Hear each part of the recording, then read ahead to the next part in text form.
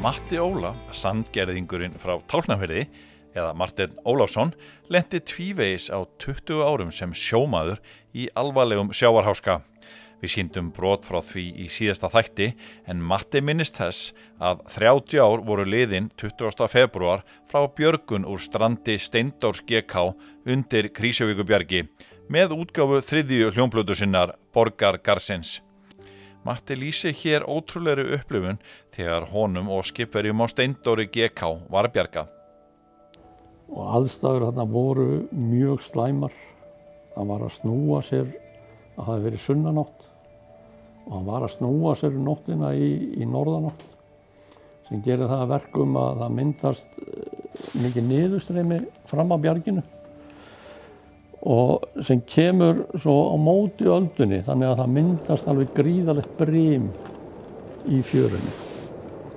Og við lendum þarna upp í bjarginu. Og það var bara skelfilegt, bara í orði sagt, sko. Bara. En þetta voru vanir menn um borð og ein kona og Vigdís, vinkona mín. Og það var svona, sko, það var aldrei neitt óðagoti eða nokkuð skapaðan hluti sem að greip sig hjá mannskapnum, vegna þess að þetta snerist bara að bjargast. Ég held að enginn okkar hafi verið hræddur meðan á þessu stóð. Þetta svona, ég veit ekki almennilega hvernig á að koma orðum að því. Sko, meðan á þessu stendur þá eru allir einhentir í að komast af, og það ekki fyrir en eftir á sem áfölli kemur og þegar menn fara að átta sig á hvernig aðstæður þetta voru, sko. Já, þetta eru hrikalegar aðstæður, maður sér það og svona frá myndum af þessu þetta að gerast, en björgunin alveg ótrúleg að góð í rauninni, því fáið þarna Landhelgisgæslan kemur á þyrlunni og Ameríkanarnir, varnarliðsmennirnir koma líka og eftir á að hjálpa til. Já. Þannig að björgunin var giftusamleg. Já, þetta var í rauninni alveg með gríðarlega erfiðar aðstæður. Alveg gríðarlega erfiðar og þetta var alveg feikna mikið afrek sem að þyrlusveitin vann þarna við að bjarga okkur. Því að þetta var okkar eini möguleiki. Við áttum enga möguleika annan undir þessum kringumstæðum, sko. Þarna voru við kannski til að lýsa svona í grófum dráttum hvað það sem gengur á. Aflið svo mikið að þú stendur ekki undir því. Þú bara kólnar niður, þegar höggin koma, þá bara gefur líkaminn sig og þú bara kólnar niður bara eins og degi. Og það var ekkert, sko, þú gast ekki haldið þér, það var ekki nokkuð möguleiki. Þú varst að reyna að skorða þig einhvers staðar af og það var það sem við gerðum. Og við horfðum á járnið í skipinu, bara rifna eins og pappír fyrir augunum á okkur. Hvar voruð þið í skipinu? Flettist í sundur. Við vorum upp í brú. Já. Og það var náttúrulega gríðarlega margt sem gekk á meðan á þessu stóð. Og brotin gengu yfir okkur hvert á fætur öðru. Og náttúrulega brotnaði allt sem brotna gat. Brúin fylltist af sjó. En sem betur fer þá komust við í flotgallana. Leið og við komust upp í brú. Þá komust við í flotgallana sem að ná að halda okkur hita. Sem að hjálpar okkur að halda krafti, sko. Það gengur gríðarlega fljótt á orkuna við svona kringumstæður, sko.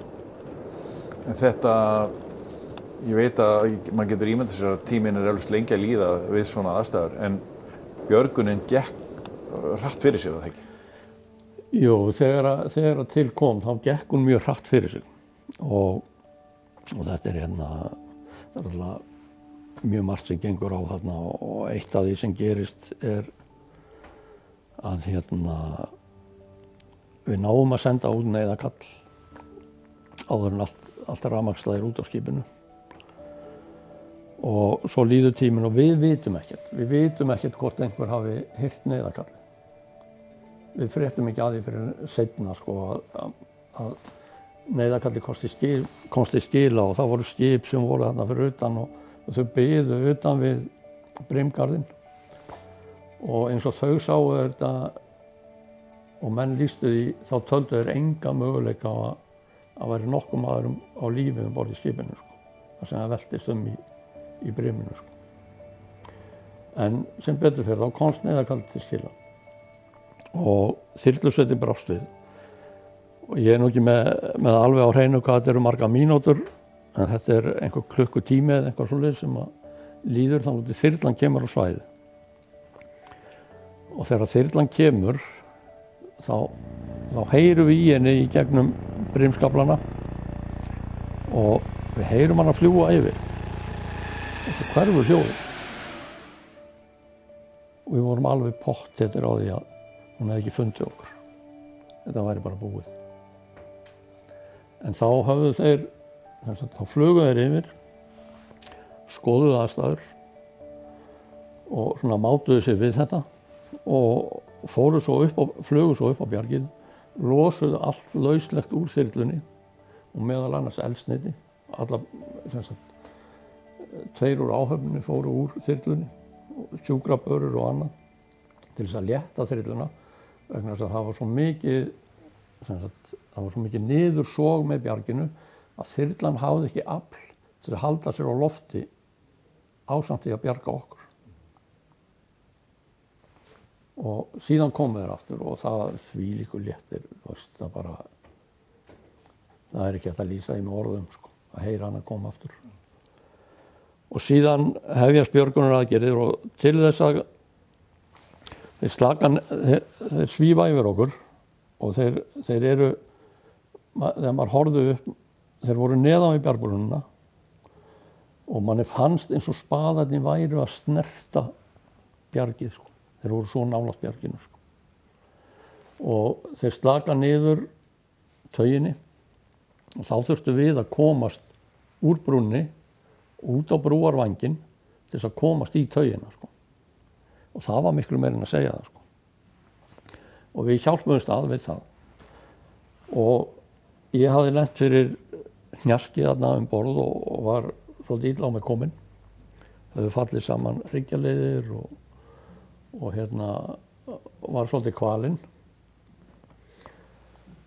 Og ég fer fyrstur og ég hengdur í sigólina og hýður frá borði.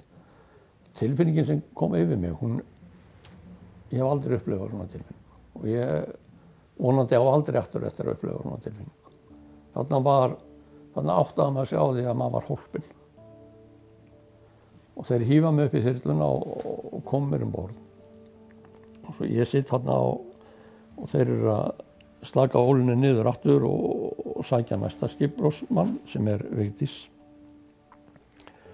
Og ég að fylgjast með þeim á meðan ég ligg hérna á gólfinu. Í þyrlunni? Í þyrlunni.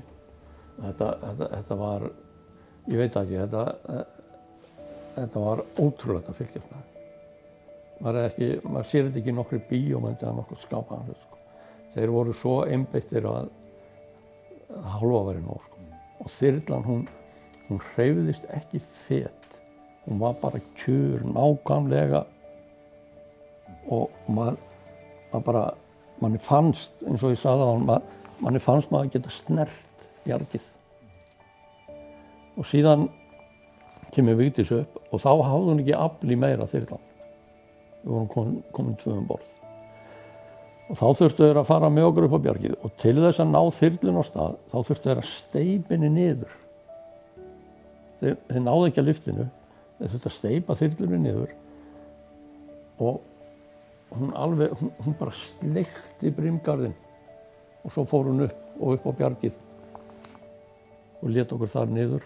Þar var tekið á móti okkur og svo fór hún og sótti hina.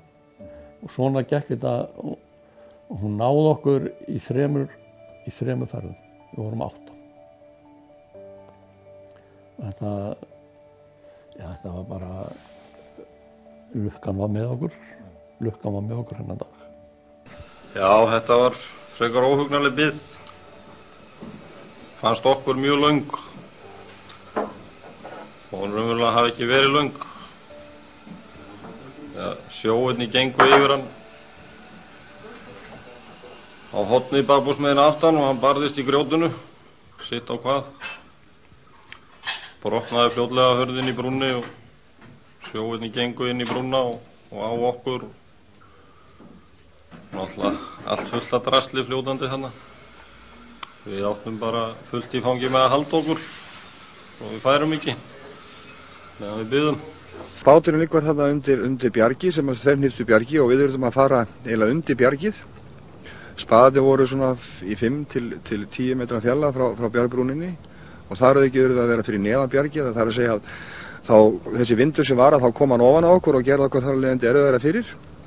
En skyggni var gott og öðru leyti þá var þetta allt í lagi. Þið þurftu að fara gera þetta í 3 atrennum? Já, vélinn hún býður nú ekki upp á meira og við erum nú að byrja á því þegar við komum á svæðið að fljúga hana tölvöld frá og losa okkur við eldsneyti og við losuðum okkur við ein 400 kíló. En síðan þegar við komum að staðnum að þá er hana lítill vindur og eins og ég segi við erum að fara hana undir bjargið og það gerir það verkum að við gátum aldrei tekið, fyrst tókum við 2 og síðan 3 og 3. Og það var vegna þessar aðstæðna sem þarna voru sem við verðum að gera það og svo náttúrulega þeirri staðrind að vélin er allt of lítil.